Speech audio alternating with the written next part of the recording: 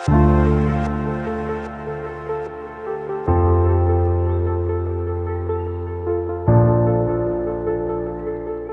The lord. హల్లెలూయా.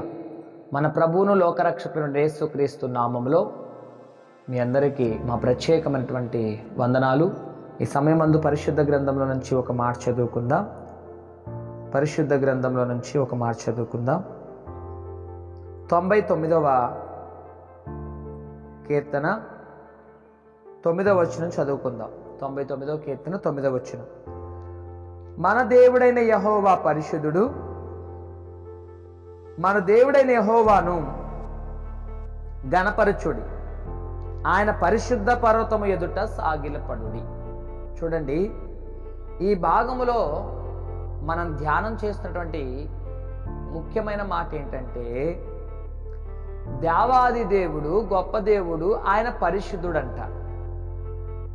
అందుకనే ఈ కీర్తన భాగములో భక్తుడు రాస్తున్న మాట ఏంటంటే, మన దేవుడైన యెహోవా పరిశుద్ధుడు.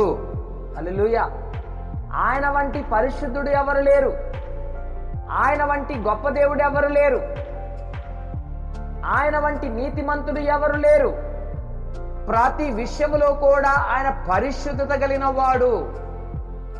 అందుకనే ఆ పరిశుద్ధుడైనటువంటి దేవాదేవుడినంట మనము ఘనపరచాలంట. మన దేవుడైనటువంటి యెహోవాను ఘనపరచుడి అని చెప్తున్నాడు. ఆయన్ని ఎన్ని రీతిలుగా ఘనపరిచినా ఆయన రుణం మనం తీర్చలేము, ఆయన్ని మనం ఘనపరచలేము, ఏ విషయంలో కూడా ఘనపరచలేము.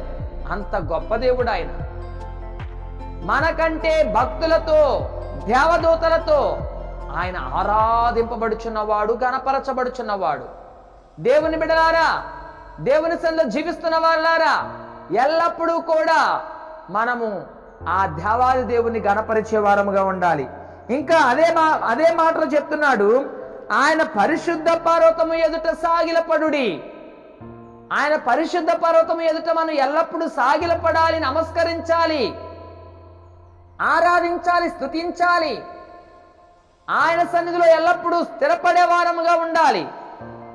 అందుకనే సమూయేలు గ్రంథము 2వ అధ్యాయం 2వ వచనంలో చెప్తున్నాడు.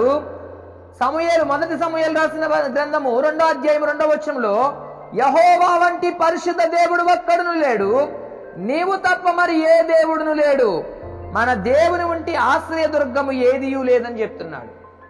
ఇక్కడ మనకు కనబడుతున్న మాట ఏంటంటే, యెహోవా వంటి పరిశుద్ధ దేవుడు ఒక్కడను లేడు. హల్లెలూయా. మనుషులలో కనబడరు, దేవదూతలలో కనబడరు, ఈ భూప్రపంచంలో ఎక్కడ చూసినా యెహోవా వంటి పరిశుద్ధుడు ఎక్కడను కనబడుడు. ఎందుకంటే ఆయన ఒక్కడే పరిశుద్ధుడు. తల్లి గర్భములో పరిశుద్ధత కలిగిన వాడు, భూమి మీదకి వచ్చిన తర్వాత పరిశుద్ధత కలిగిన వాడు. తల్లి గర్భం నుండి భూమి మీదకి రాక్రితమే యెహోవా దేవుడు పరిశుద్ధుడు. భూమి మీదకి వచ్చిన తర్వాత కూడా ఆయన పరిశుద్ధుడుగా ఉన్నాడు. ఆరోహణమే వెళ్ళిపోయాడు, ఆయన అప్పుడు కూడా పరిశుద్ధముగానే ఉన్నాడు. ఇప్పుడు మన కోసం పరలోక రాజ్యములో మన కోసం విజ్ఞాపన చేస్తున్న దేవుడు పరిశుద్ధముగానే ఉన్నాడు. అందుకేనే యెహోవా వంటి పరిశుద్ధ దేవుడు ఒక్కడును లేడు, నీవు తప్ప మరి ఏ దేవుడు లేడు, మన దేవుని వంటి ఆశ్రయ దుర్గము ఏదియూ లేదని ఆ పరిశుద్ధ గ్రంథములో మనకు కనబడతా ఉంది. ప్రియ దేవుని బిడ్డలారా, ఎప్పుడు ఆ దేవాదేవుని స్తుతిస్తూ గణపరుస్తూ ఆయన నామ మహిమార్థమే మనం జీవించే వారముగా ఉండాలి. ఆయన కృపకు మనం పాత్రులుగా ఉండే వారముగా ఉండాలి.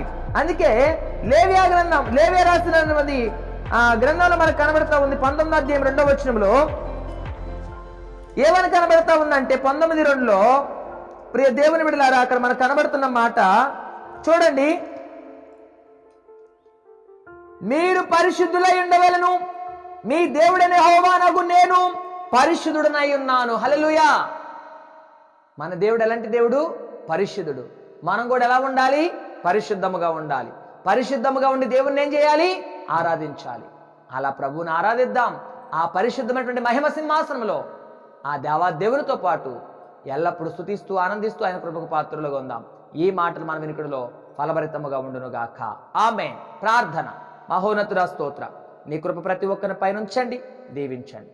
మీరు ఎలాగూ పరిశుద్ధ కలిగిన వారు ఉన్నారో మేము కూడా అదే పరిశుద్ధ కలిగి మంచి మార్గంలో, నీతి మార్గంలో, యథార్థత మార్గంలో నిన్ను అనుసరిస్తూ ముందుకు సాగిపోతూ అనేక మందిని ఆ పరిశుద్ధ మార్గంలోనికి నడిపిస్తూ మీ సన్నిధిలో రక్షించబడే బిడ్డలుగా మేమందరము వారిని సిద్ధపరుస్తూ మీ రాజ్యానికి వారసులుగా ఉంచే కృప మా అందరికి దయచేయమని అడుగుతూ యేసు నామములో ప్రార్థిస్తూ వేడుకుంటున్నాం పరమ తండ్రి, ఆమేన్.